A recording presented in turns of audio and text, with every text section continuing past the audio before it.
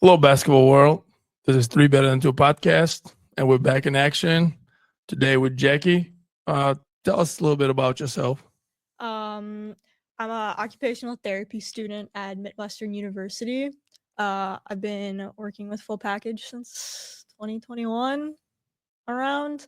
Um, I played for Full Package when I was in high school, and I wanted to come back, and now I'm here. Yeah, tell us about your memorable players that you play with.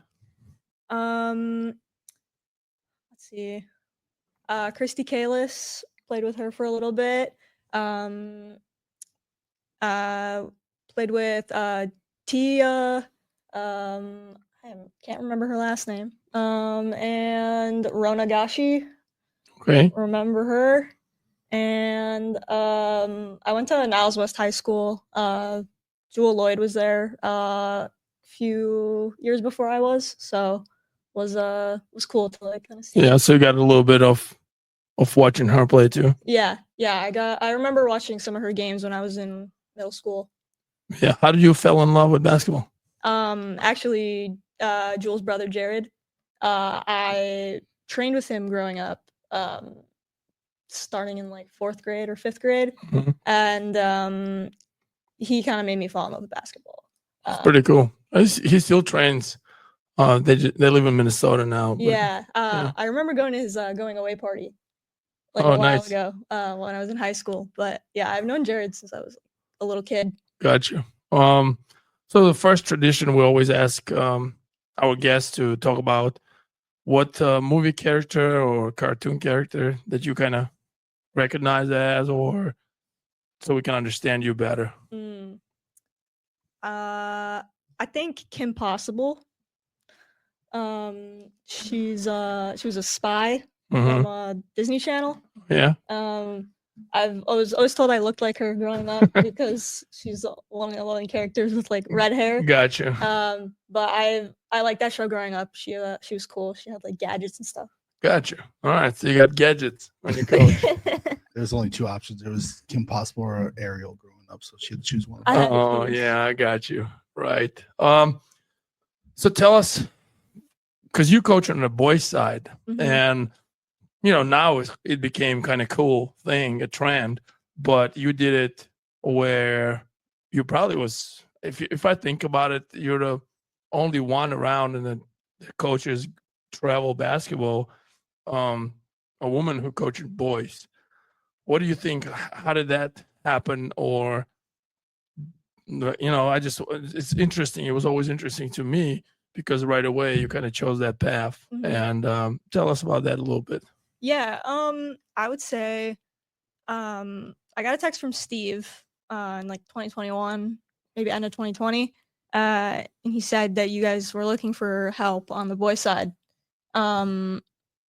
which like kind of surprised me because Steve is always talking about the girls' side of Full Package. So it was interesting to hear that you guys were looking for someone on the boys' side, and all my experience coaching has been with girls. I coached girls feeder basketball, and then I did coach 5th grade boys feeder basketball. So that was kind of like my intro to coaching boys. Yeah. But yeah, I really didn't have much experience coaching boys before starting at Full Package. I just always thought he had a really good connection with boys, and I feel like you were, like a tough enough and a straightforward enough for them to recognize that. And like you have been coaching since 2nd grade to maybe freshman high school, and I feel like you have a respect from boys to listen to you, which is interesting sometimes. I never understand that dynamic yet, but tell us about that. Why do you think you got that respect from boys to be coachable? I think a lot of it has to do with like my personality. I try to coach from a standpoint of like how I would want to be coached. I try to not be like that like dictator role of coaching. I try to do it from a standpoint of like I understand where you're coming from, but I have experience in this, and like you should listen to what I'm saying. Right. And I think a lot of like young boys really respect that, because they feel like they're a participant in the conversation, and it's not me just telling them what to do. Right. So you build relationship first, Yeah, and through that. that's really important to me when I'm coaching a team. Is I want my team to feel like they can trust me with anything. Yeah. When you were making the transition from coaching girls to boys, what was the biggest difference you saw, and what areas did you need to grow the quickest to coach boys? I think so. There is like a big difference in coaching girls and boys from like my experience. I think when I started coaching boys, I realized I could be a lot tougher, which I think blended with my personality a lot better, because I think I'm a very direct person. And when I was coaching girls, I had to kind of not sugarcoat things, Notch it down a little bit. but I had to take it down a little bit because I would get angry emails from parents saying I yelled at their daughter. Right. But yeah, I think that's the biggest difference, is just my approach is a little bit different. It's more direct, I think. Yeah, I agree with that. There's a different approach, and with girls, I always felt it's more individualized and more, how to make them feel good about team and themselves to kind of compete. Where boys, you just kind of rile them up and maybe even push some buttons to kind of get going, right? So yeah, that's probably the biggest difference I've seen too. Is I think I can use a lot more humor when I coach with boys than I can when I was coaching girls, because I did coach girls a little bit on the full package side. And I found that like my humor didn't really resonate with the girls' side as much as it did with the boys. I don't know, maybe my jokes were bad, but maybe just the wrong time. Yeah, maybe it was a tough crowd over there. Yeah, right. It comes out sarcastic or something. I don't know. I don't know. Again, I always thought that you connected really well. I mean, there's been always positive feedback, with your coaching and your approach. So, I'm always happy about that. What is your mission when it comes to coaching? First, it's to build a relationship. I think that's the most important thing when you're leading a team, is to just have a relationship with the people that are on your team, like coaching staff included. And I think like full package, we do a really good job about like keeping in touch with each other and trying to get together outside of practices and stuff. Right. But that's like my first mission, is to build relationships with the kids. But then my second mission is to ask them what they want to get better at and try and target that as much as possible. Because I think I think kids are smarter than we realize, and asking kids what they want to work on or what skills they want to hone in on is important. Because if it's meaningful to them, then it's meaningful to me. I agree. I always thought that to collect the feedback is very important, vital to development. I also know, I recently heard this, that really good players would always find a way to work on what they want. So as a coach, you have to work on things that they don't want to work on. So I feel like there's a balance there, but I feel like a feedback is a really good approach to just to understand what players want. That's a pretty good point that you're making. Got it. All right. Well, maybe let's talk about this since we're talking about the development, right? How do you approach like that question that's always been asked, development versus winning, right? So how does that, like, what do you do? When do you push and pull, and how do you approach that? Yeah, I think that was a conversation I had to kind of have with myself last season, spring season. Like we did like lose a lot. And I think it had nothing to do with how talented the kids were, because we did have talented kids, but I think a lot of it had to do with like mindset going into games. And I think like the kids and me thought like, oh, like we're so for sure gonna win this game. and then we'd lose. Mhm. So it's like having to tell the kids that like losing is a part of basketball and is a part of sports in general. Like you have to learn how to lose. Right. And I think losing is an important skill to have when working with like a developmental age. And I think that was a conversation I had to have with like a lot of the kids and a lot of the parents who like might not have understood that philosophy of like development and losing and Right. or winning.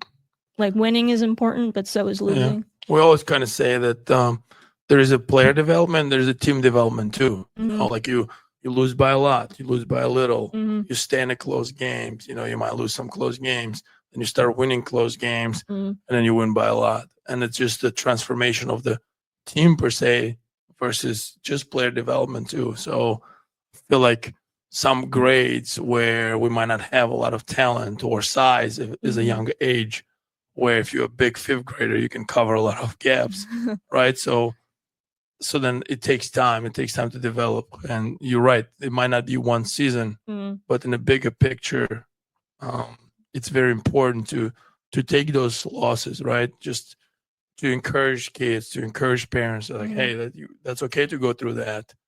How do you move on faster? How do you recover faster? What do you do after? Do you work on those gaps? You know, so I feel like you did a really good job of that assessment and pivoting and just, you know, realizing that and moving on. Yeah, we kind of had to tailor a lot of like the practice plans a lot of the time after big losses like that. Just because it was like the kids did have a hard time with it, and a lot of the kids were like, well, what's the point if we're just gonna lose next weekend? What's the point? We had multiple conversations with the kids after practices like that lasted 10-15 minutes, just about like the importance of going through something like that and why you have to in order to become a better basketball player or person in general, because like it builds mental toughness. True. I know that our good friend Titus was running kind of your job before you, and you know he did a really good job with the younger kids. And even if you went through some of his practices, he had a lot of like quirky little things that the kids just kind of loved. And then when you took over and he, you know, left us and made the weird named AU team that he has, you know, we thought there was going to be a drop off, but honestly, it just keeps on growing, and that's just a testament to you. What are some things that Titus taught you and that you still steal from him today that helps you continue to grow our youth boys program? Yeah, I would say the stance. Titus taught us it's like a little catchphrase that we do with the kids just to get their attention. So I'd still do that for the younger kids. I think it works better with the younger kids, but yeah, I say that a lot and just gets their attention and they're ready to listen.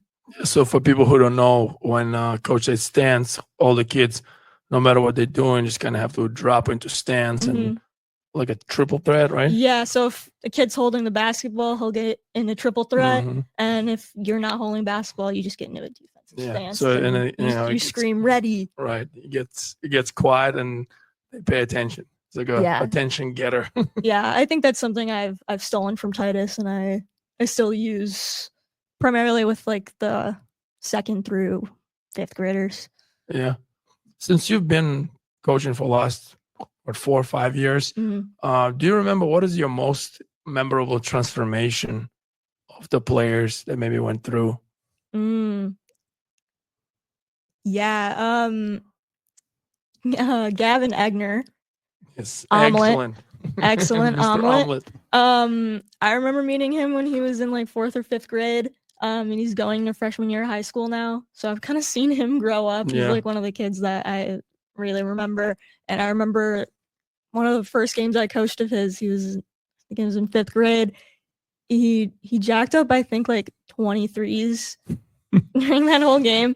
And he made about like 6 of them. So he had a really good game that day. And that was like one of my first memories of Gavin. And now he's a freshman going into freshman high school, and he's really grown into a really like overall all around player, and just like he's a really great leader.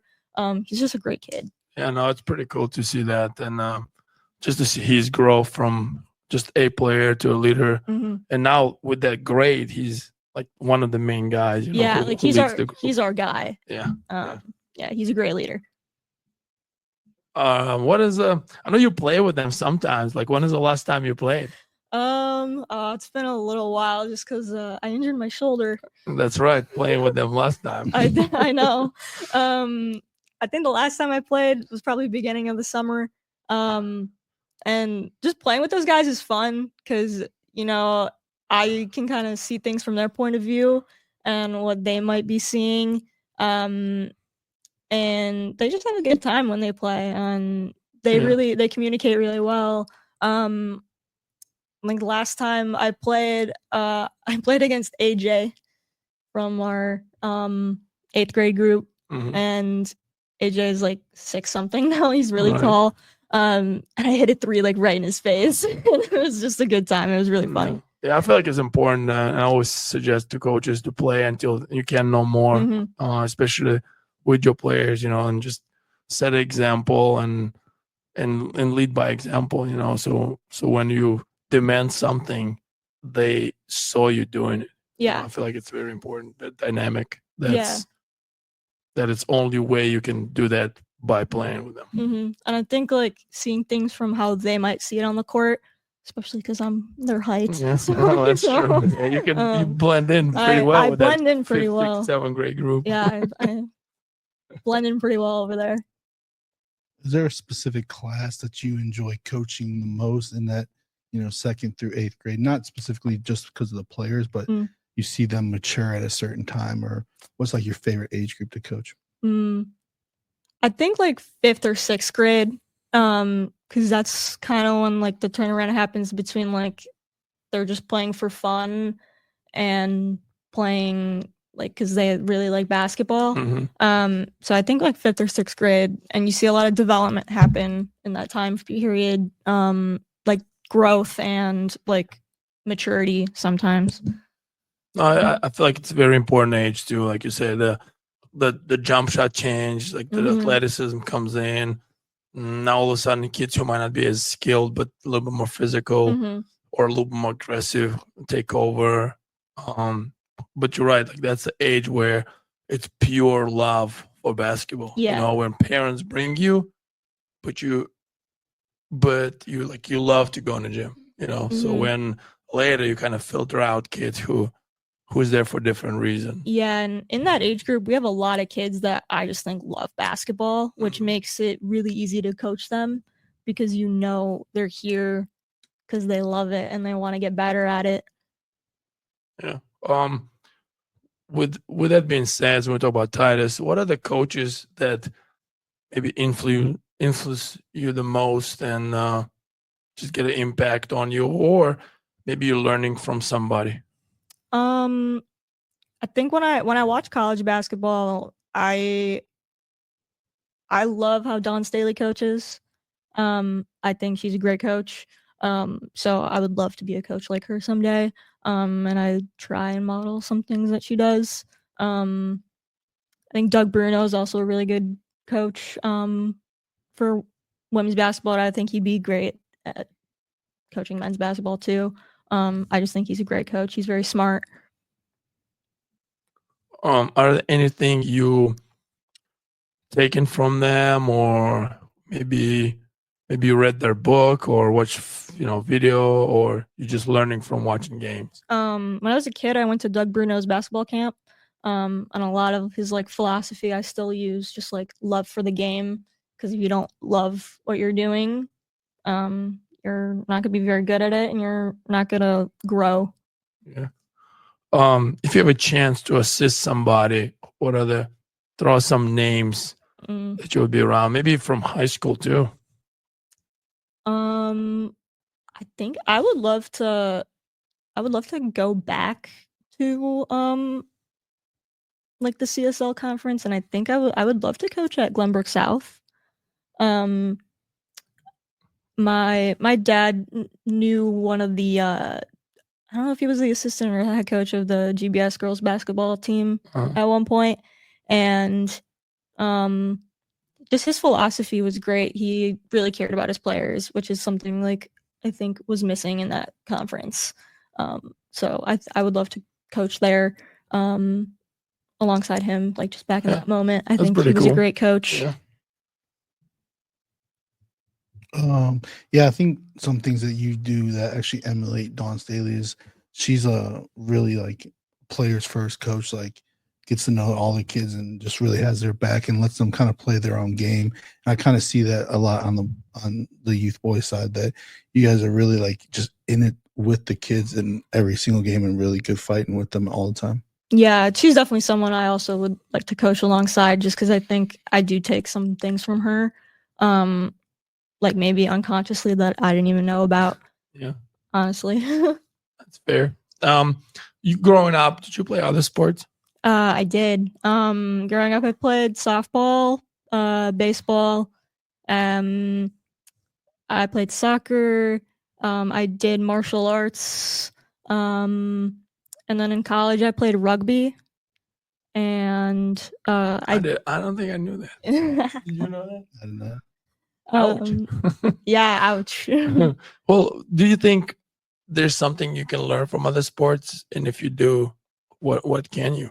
Yeah, I think everyone should play multiple sports for as long as they can. I mean, like even now, I try new things all the time. Yeah.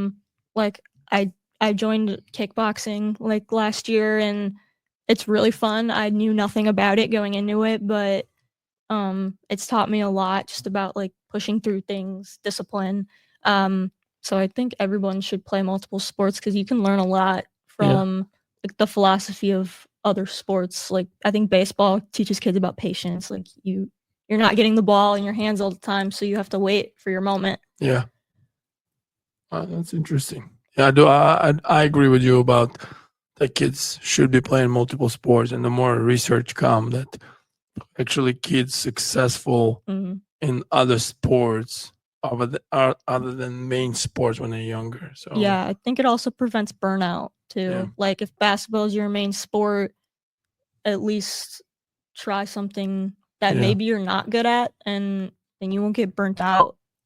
Basketball. I wish a lot of coaches would not hold on to their players and actually let them play other sports and stuff. I feel like nowadays it just, people get specialized so early, and they think that, if you're 9-year-old, you just have to play baseball every season or train, or if you basketball, you have to play travel 4 seasons in a row, and it just create overuse of your body the same way, and mental just scars you. Like you just get burned out, like you said. What do you think?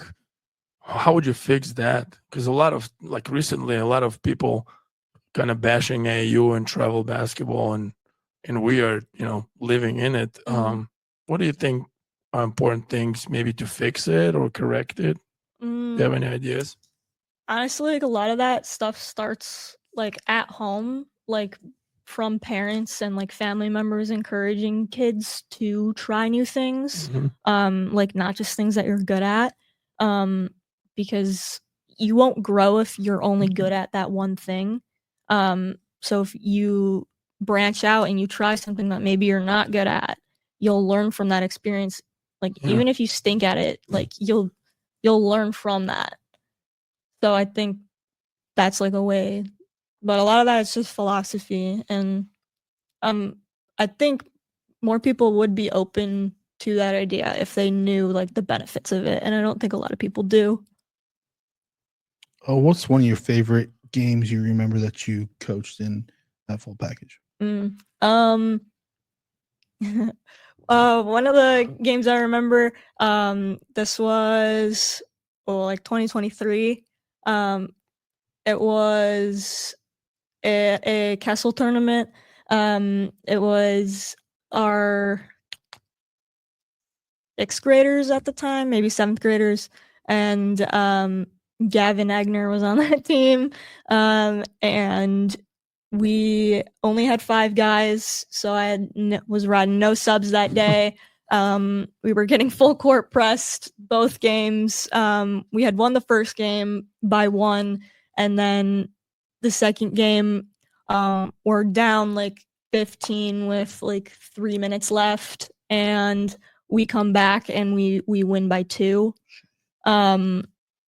Just because like those kids did not quit. Yeah. And and Gavin led the charge on that. Actually, he hit a 3 to like get us going, and he went on like Omelet. I know Omelet. He had like a 6-0 run, 6-0 run by himself, and other coach called a timeout, and we started pressing them, and we got a lot of stops. So it was cool.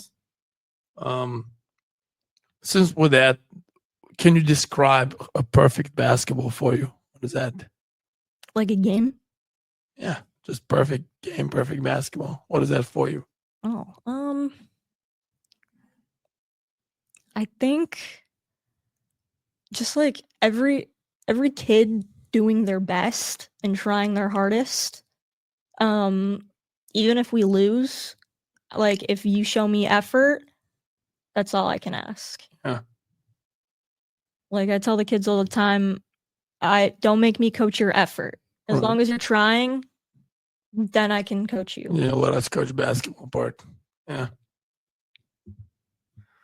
All right. So since we talk about that a little bit, and you kind of talk about different sports, are there any advice you would give to players or parents coming in? Because, like you said, a lot of times it's come from home or the car rides. What your advice would be to make the experience better and make them keep love basketball? Let your kid make mistakes, because that's how they're gonna learn. I think a lot of parents are afraid that if their kid makes a mistake, that they're gonna get pulled out of the game. But like with us, that's not a problem. Like we don't care about mistakes. So let your kid make mistakes, because that's how they're gonna learn and grow as a basketball player and a person. Life isn't perfect, so. What about players? What would you suggest or advise to players coming in? Let's say it's a new person trying full package. Mm-hmm. What would be your biggest or the first suggestion you would give them? Introduce yourself to somebody you don't know. Especially if you came here with friends. Because a lot of kids will come like with their friends and they'll bring new people. But a lot of the time they like to just stick with the person that they came here with. Just naturally, and that's fine. But I think like introduce yourself to somebody you don't know and ask at least one question about their life.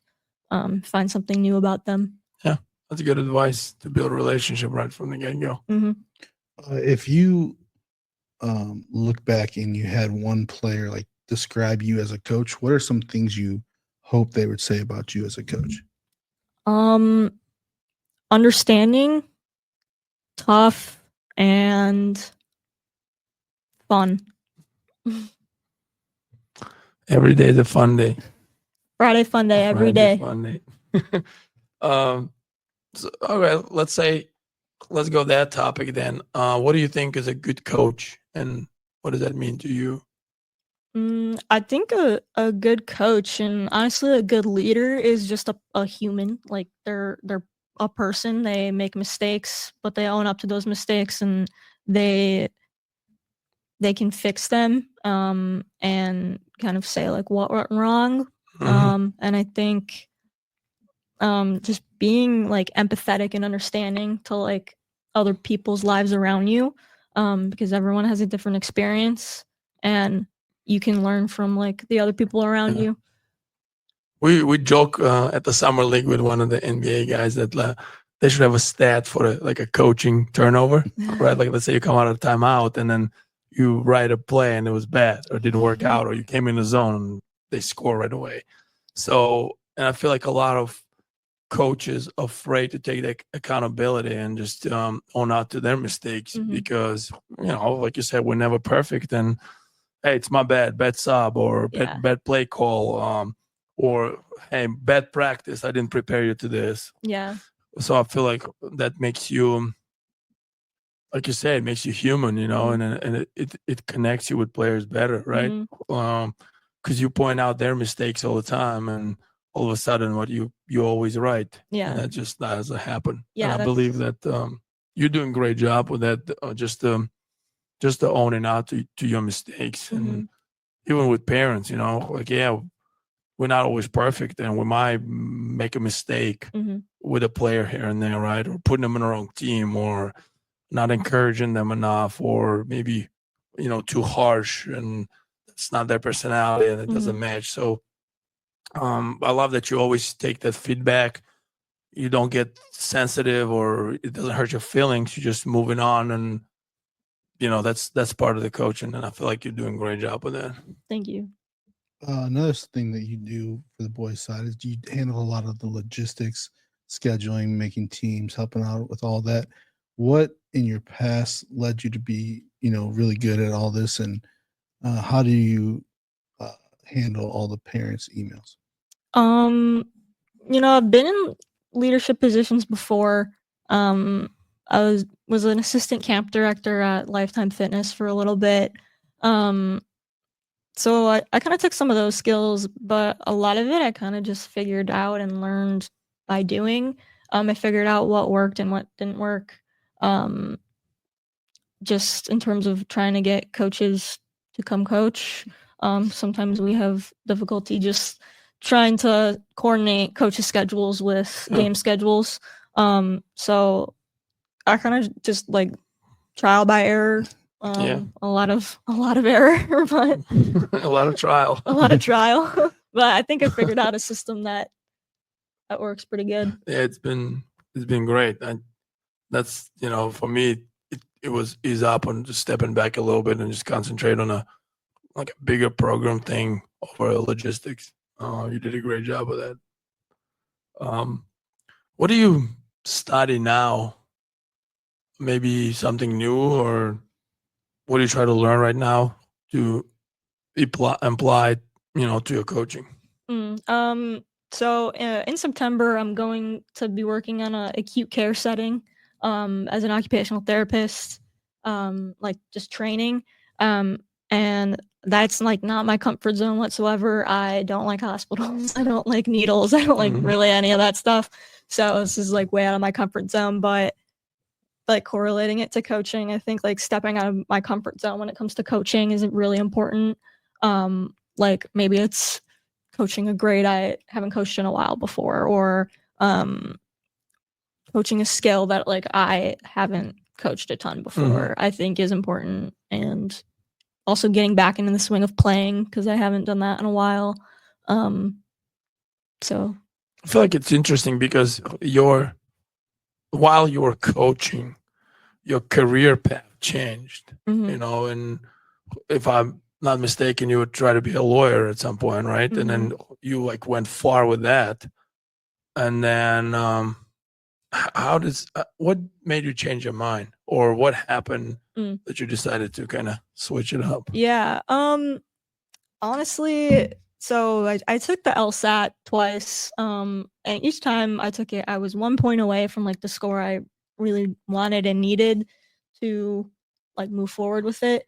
And I kind of just like took a step back and reflected on like, is this really what I want to do for a living? Mhm. Um, because my end goal was to help people with disabilities, whether or not it was like on the law side or like the clinical side. Mhm. Um, and I knew about occupational therapy before, because that's what I thought I was going to be doing until I decided to be a lawyer, and then Gotcha. I kind of went back to it. But yeah, my end So you goal, went back to the original path. yes, my end Gotcha. goal was to help people with disabilities on some level. Um, and I think like going back to like the coaching side of it, like I've taken a lot from like learning about OT and coaching, because like OT, like we really focus on like what's meaningful to Mhm. people, and we work on that. And I think that's a good approach to have when you are coaching. Are there any books on that that you think basketball players or coaches would be interesting to read and imply into the basketball coaching?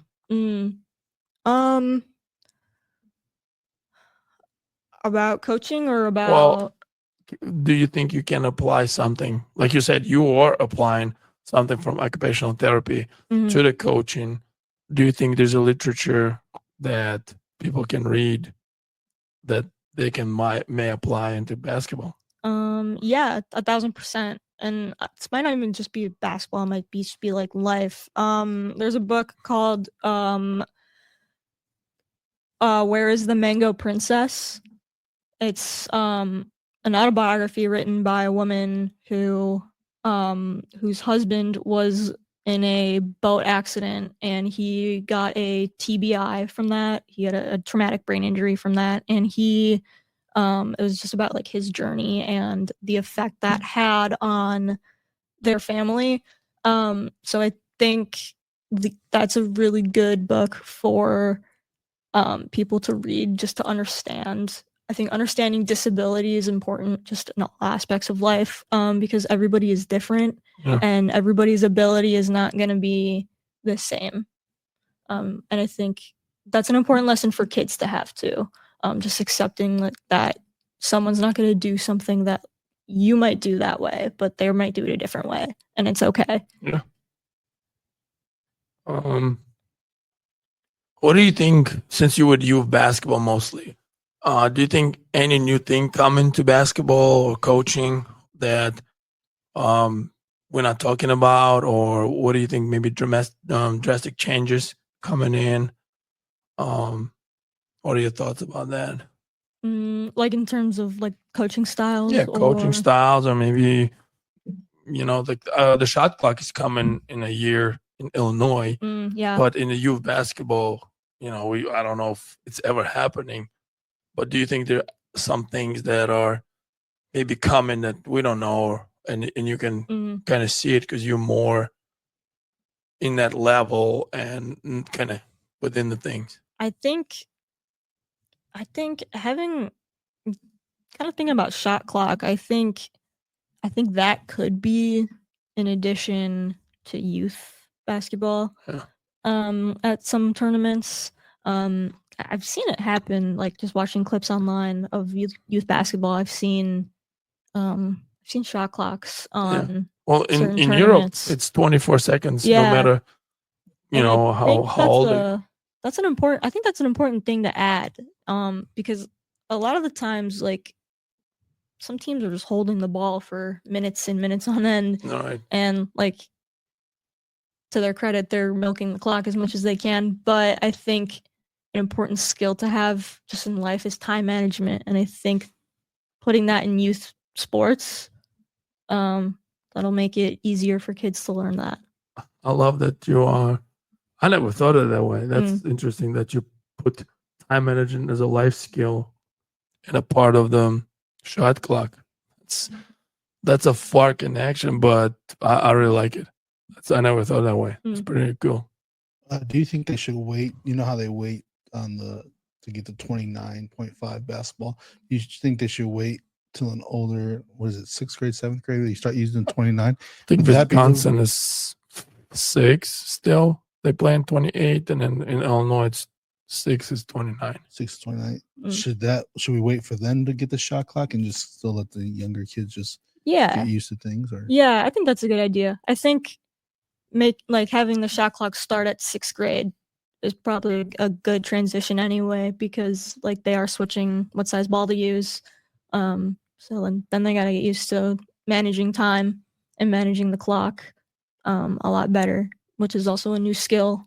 And I think at certain points you do have to let kids figure it out. Yeah. And doing that without a shot clock is more helpful, I think.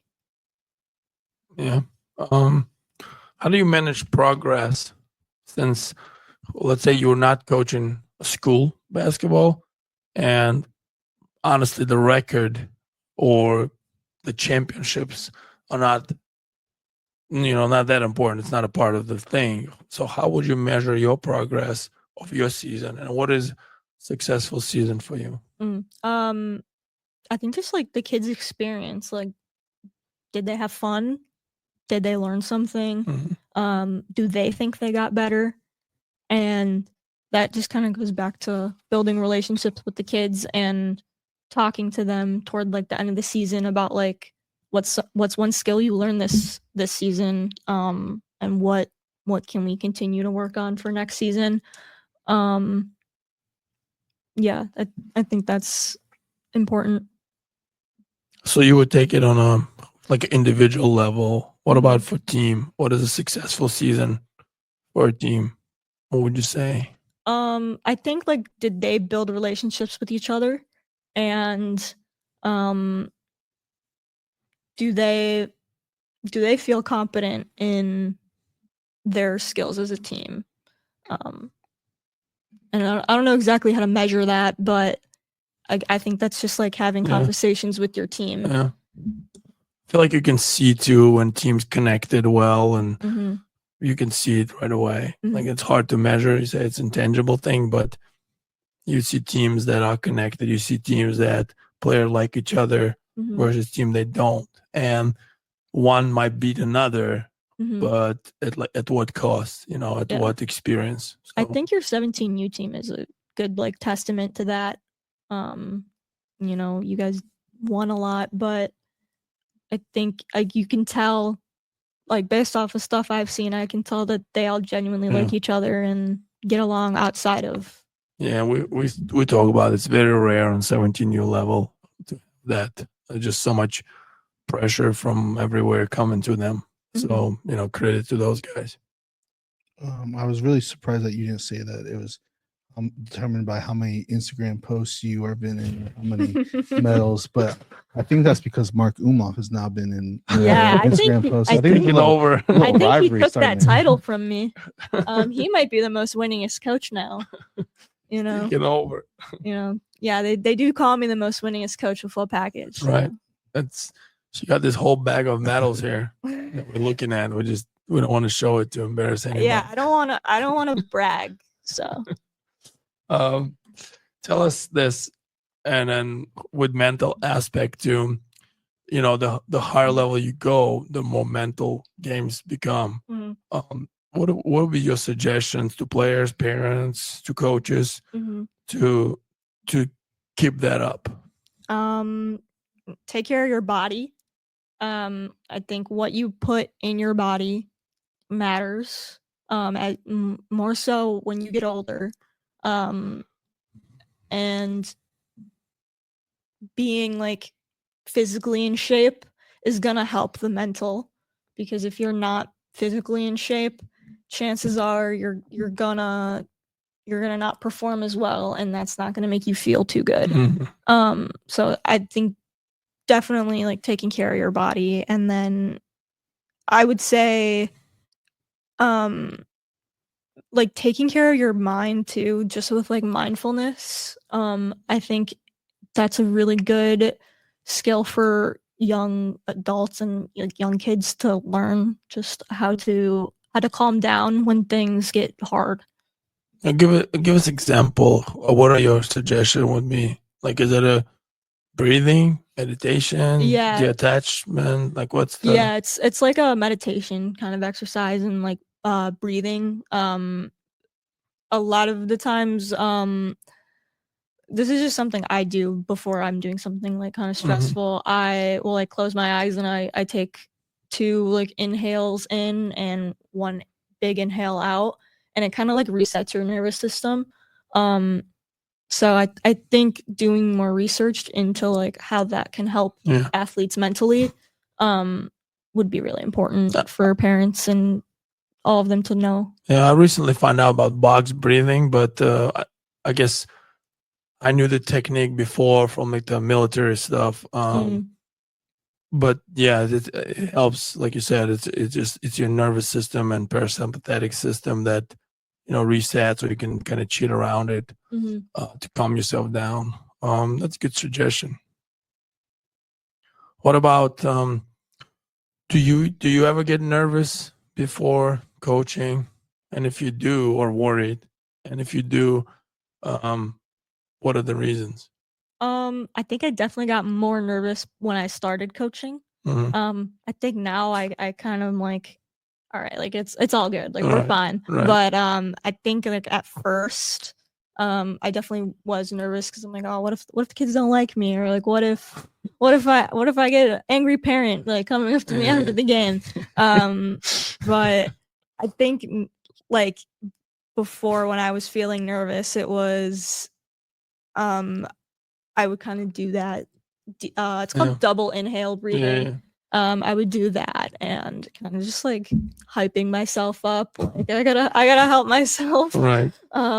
Just telling myself like, you'll be good. Like it doesn't matter if you win or lose. Like, especially at younger ages, like the kids need to have fun at the end of the day.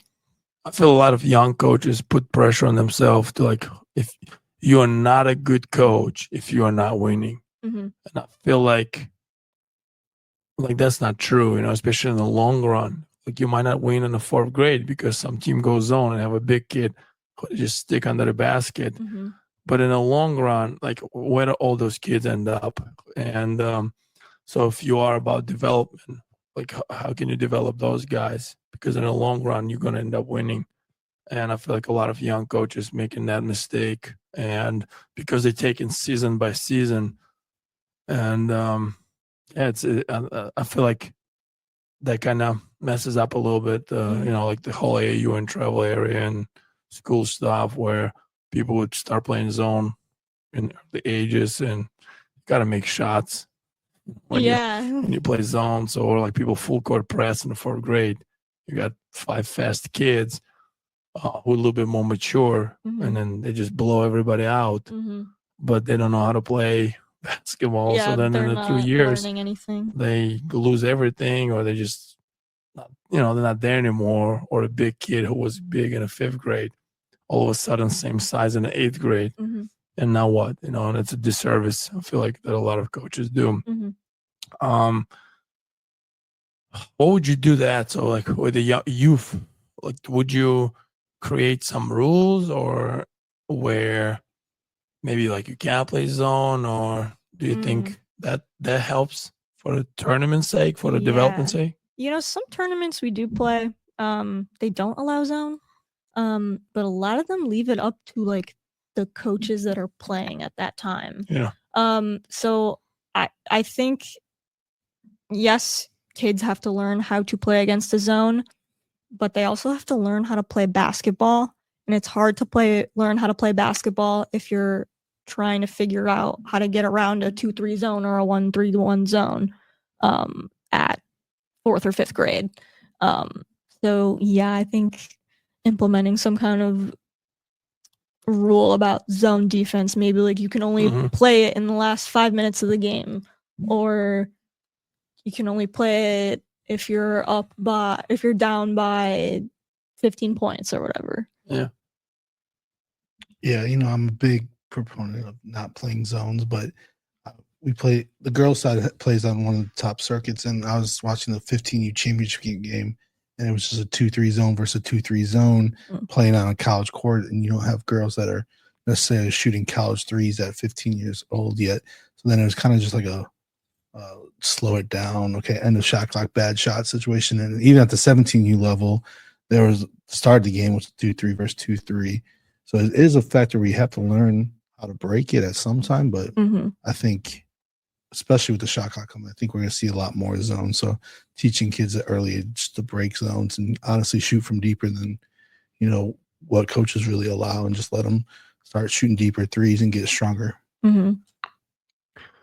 Would you change anything in the system and how it sets right now? Again, like a lot of ex-players and a lot of people kind of start talking about like European versus American, and look how European players succeeded in games versus training.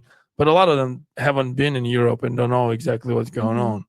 So, and I always say like, hey, we had to find those games. In the summer we would go 3-on-3 outside. In the winter we would go play pickups at night, or go into grown man and play with grown man, or just there's a sports schools that have few games a week. There's your own high school have a 1-2 games a week. So when they say like Europeans don't play games, that's not true. They just might not play official games with their club, Mhm. but they always find games. And I'm a believer that let the game teach, Mhm. right? And I'm a believer of like a principle of a busy playground where if it's a busy playground, right? If you lose, you out. You have to wait for a long time. So you got to Mhm. learn how to win, and you got to learn how to win. You got to play through your best players. You got to play defense. You got to make right decisions. You want to be picked up. You got to be, you hustle, a pass first, or talk on defense and so on. So I do believe that the principle of a busy playground teach you how to play. Mhm. However, a lot of kids kind of fell off because they might not be aggressive or confident. So, what do you think, the system wise? How can we fix? It's broken for sure, right? Mhm. And the European system is on a little other spectrum. But again, the players that coming in NBA and national teams, you can see the progress happening, right? So, are there any suggestion how to fix the system, or what can we do as a coaches to impact the Mhm. system and make it Yeah. better? Yeah, I think trying to find a middle ground between that like European model and our model in the US, it might be a good start. And I think like something that I appreciate Full Package does is when we play like our scrimmage games, is sometimes we use those FIBA rules. And I think it gets kids used to like a different style and speed of play that they're not used to because Yeah. of our model here in the US. Um, and but then they get used to it and then they play at a higher level once they start getting used to those rules because they are different. But I think definitely some restructuring needs to happen of Yeah. like maybe taking some of those rules from that European model and like mixing them with our rules now. So, for example, in 12U and younger in Europe, they don't have a 3-point line, and it's the 3 seconds is a little like bigger. It's gonna trapezoid, and then everything outside of that is a 3. So then it changes a little bit, right? So then it's harder to play zones too. Um, Is the shape different? yeah, the shape is a little bigger. So instead of the rectangle, it's like a Mm. trapezoid. Mm. So it changes a little bit, but it helps to kind of break that. You don't need to shoot, like you said, NBA threes in a 12U or 11U. Also, like last 2 years, I went to Lithuania, and then they play. It's called Spain rules, or Spanish rules, and it's 6 quarters. You cannot sub in a quarter. So let's say you got 15 people roster. Mhm. Whoever you put in a quarter, unless they get injured, they have to play this whole quarter until last quarter. I kind of like that. So then you got to figure out. You cannot sub somebody who's struggling. Mhm. So then they have to figure out. So for 5th quarters, you cannot sub anyone, and then it's a strategic too for a coach's point of view, right? If you put all 5 weakest players, it's over. So then, but right before the game, you usually figure out the rotations because there's some rules. I don't think they can play more than 4 quarters out of 6. So then your best players have to sit out some of the quarters. So again, that makes coaching a little different, but still a lot involved just to roster building. Yeah, I think it's more technical. Yeah, exactly. So then there's some, they all play shot clock too, and it was just interesting how you can be up by 20 and all of a sudden like the 5 you put in was wrong, and now the other 5 beat you, and now you all of a sudden you tie game, and it goes back and forth. And then in the last quarter you kind of playing like a real game where you sub, or also there's only 2 timeouts in the whole game, so they have to coach either through, or how we always complain, like 3 timeouts not enough. Well, it's 2 with 6 quarters. So there's some things that I think that we can maybe take and do that. But yeah, what are other things you would think? Yeah, I think that definitely makes coaching a lot more technical and skilled, and I think sometimes that lacks like here in the US. Especially like I think a lot of coaches care more about like the best player on the team instead of like how can we strengthen the unit so it's not just one player. I think that philosophy kind of needs to change here because that's kind of what it sounds like from that Lithuanian Spanish model where it's like you have to really think about your lineup and you really do have to develop the whole team if you want to have a good team. And the thing is, if you don't prepare them, it's over. Yeah. Like if they're not coming in, it's hard to coach on the fly because you cannot take those timeouts because you probably want to save them to later. But you're right, it becomes the preparation become violent, and then just the roster changes becomes important too. Yeah, I also feel like in youth basketball, Europeans and Americans are probably playing the similar amount of games per week or everything, but European youth kids are searching for the right games where they're being pushed, they're being challenged, they're playing against older people because they feel like that's an honor to play with older people, where American youth sports are so about winning. So you want to be comfortable in winning instead of like the whole long time journey. What do you guys think about that? That's a great point. You're right. Let's just take a picture with a medal and cup, and then you got some 7th grader playing in the 6th grade division. Yeah. So, and honestly, by accident, we were on the both end of those. So, but I feel like we usually adjust if we see that the team that we are playing, like really below the competition, we would just notch it down and work on something new and make sure we're playing players who maybe are weaker and like rest our work, right. So not a lot of people do that. Like they would just press, and if they can win by 60, they will. So how do you? So I know one fall I had my 8th grade group playing in like the varsity high school division, just because in the fall not all top varsity kids play, but also I thought that group was really good. How do you get the right games to improve the kids throughout the whole journey of playing with us? Kind of just like you said, challenging them where it makes sense. Like that seems like it makes sense for that 8th grade group.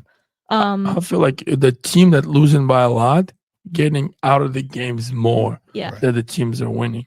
So if you overshot it with the competition wise, I feel like the players get better just to competing, as long as they're like soul not crushed, right? In the 8th grade, if you got elite players, it would probably hard to crush their soul. So then like if you sign them up with 17U and all of a sudden the other team is crushing them, it's like, all right, this is what we want to be, right? Like this is, if they press us and we cannot break it, keep pressing. Like again, I would rather be on that side of the losing by a lot and just figure it out versus winning by a lot. It's just, it doesn't make your team better, unless you serving other team and the coach understand that and like, hey, keep doing this, or I'm okay, like throw some in there that makes us better. So I would say you would rather overshot it with a competition than underdo it. Yeah, I think I agree with that. We had a 6th grade team in the fall last year who like was pretty good. So like we had them play up 8th grade and it worked for them. They beat some teams, but some teams beat them and they learned a lot from it. Which I think some of them didn't understand why they were playing 8th graders, which I think also goes back to that cultural difference that you said, Dylan, about America versus Europeans. Like Europeans, like they want to play that older group and they want that challenge, but in America, it's like, how can we win? Because last year, I don't know if you remember, that 7th grade really struggled. Was it a fall? I want to say fall.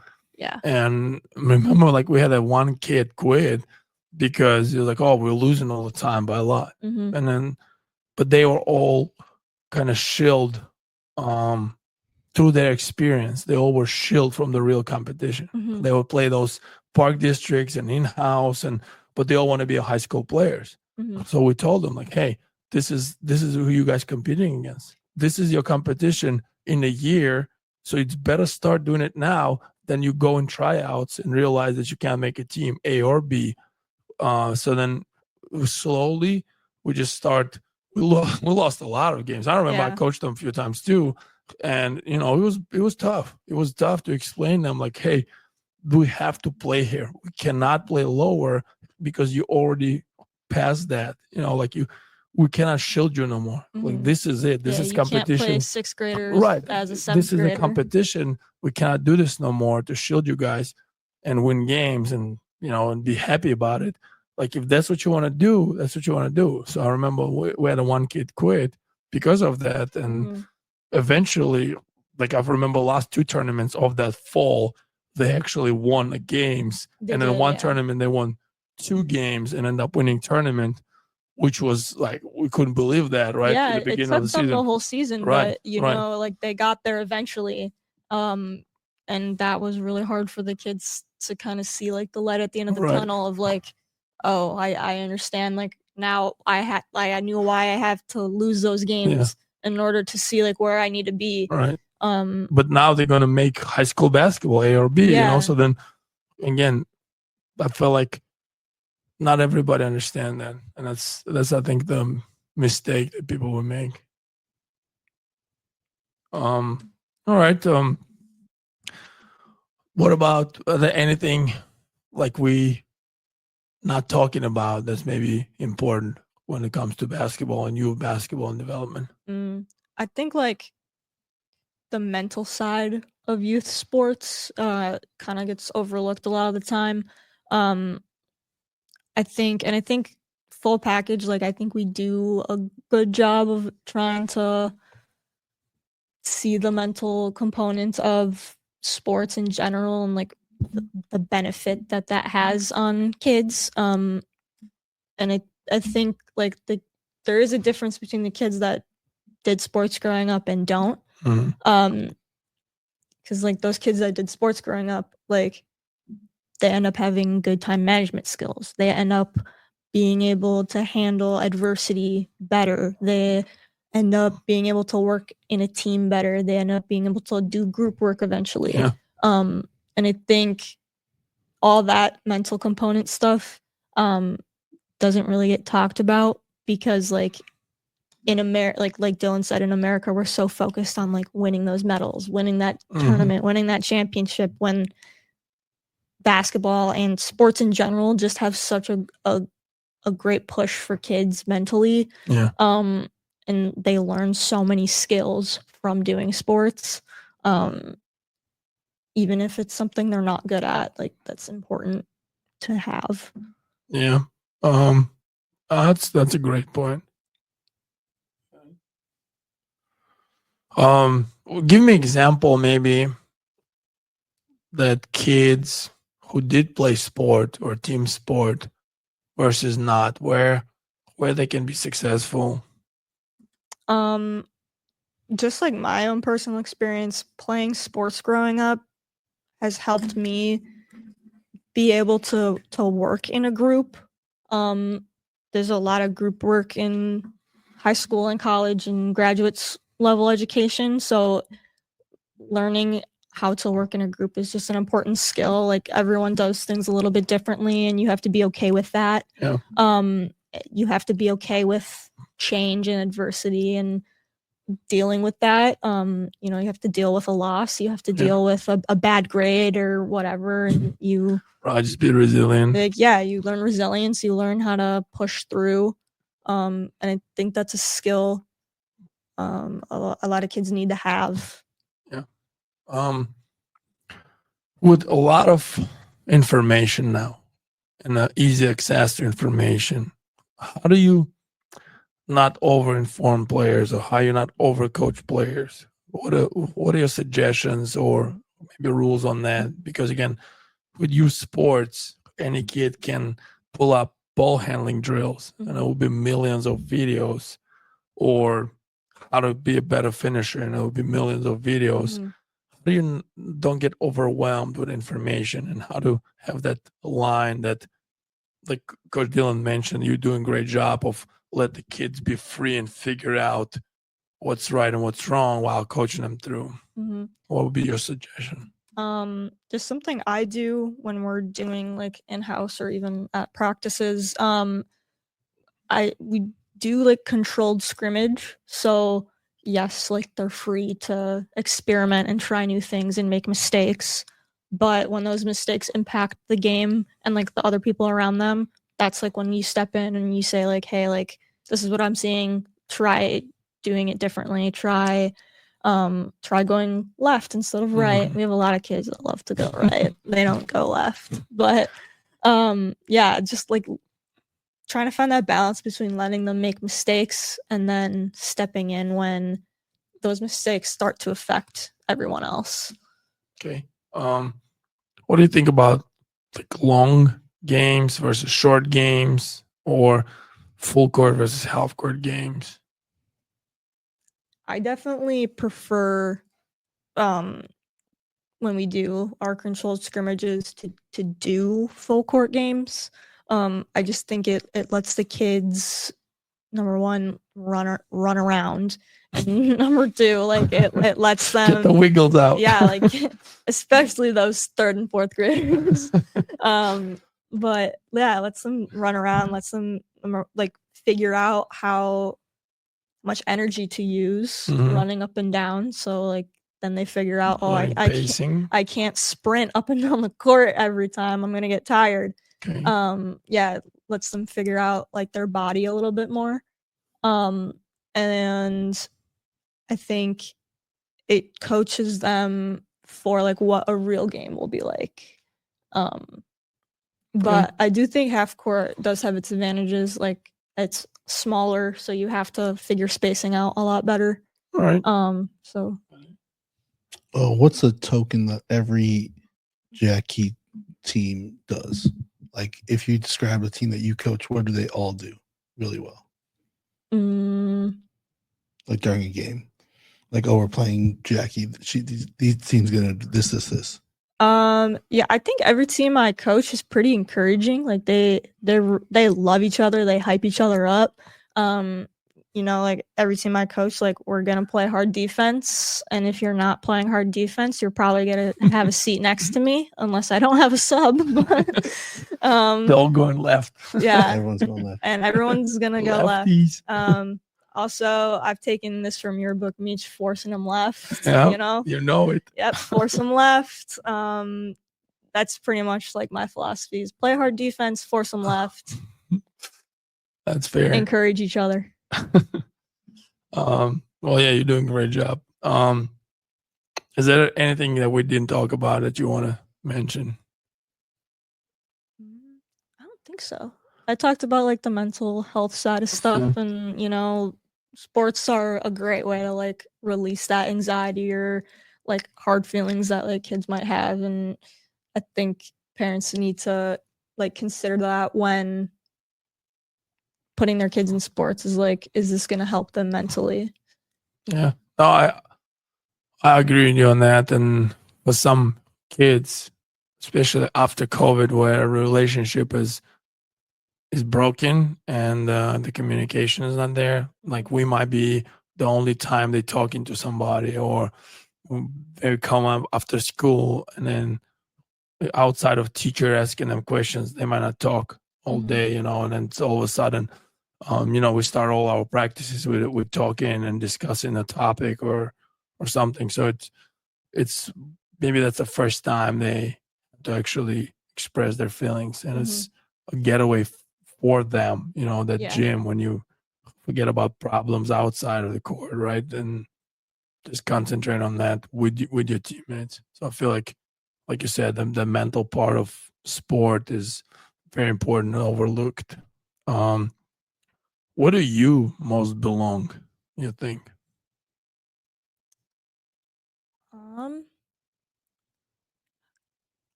Honestly, like I've found like a home at Full Package. Like I genuinely love all the coaches that are around. I think we have great banter with each other. You know, we genuinely care about each other. So like I've definitely felt like a sense of belonging here.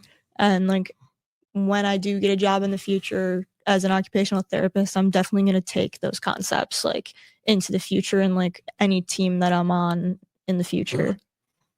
I feel like it's cool to see when we have like a lot of teams in one place in the tournaments, and then we, everybody joke how we have an NBA coaching bench where we had all the coaches and even players from different teams just hanging out on the bench. Like a 7th grader will be on a 16U bench sitting down, and then 7 coaches who don't have a game at that time we're all just sitting right there. So I always, it warms my heart when I see that.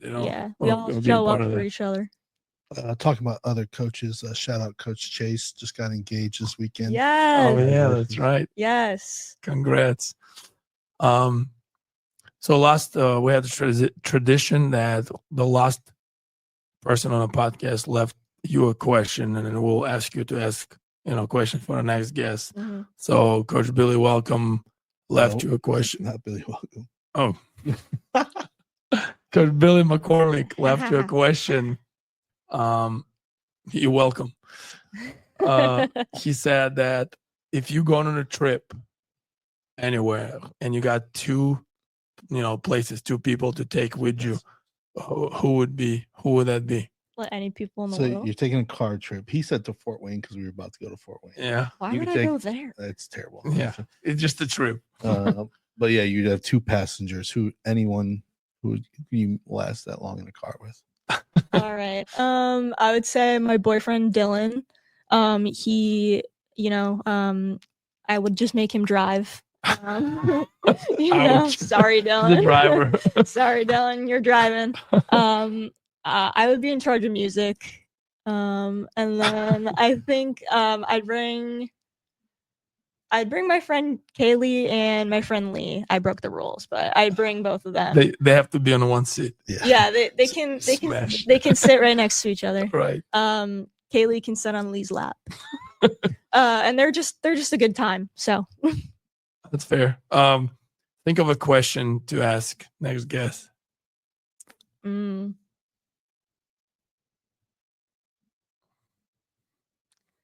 If you could have any superpower, what superpower would you have and why? All right. Well, thank you. That was great. Thanks for having me. Thanks, Jacki.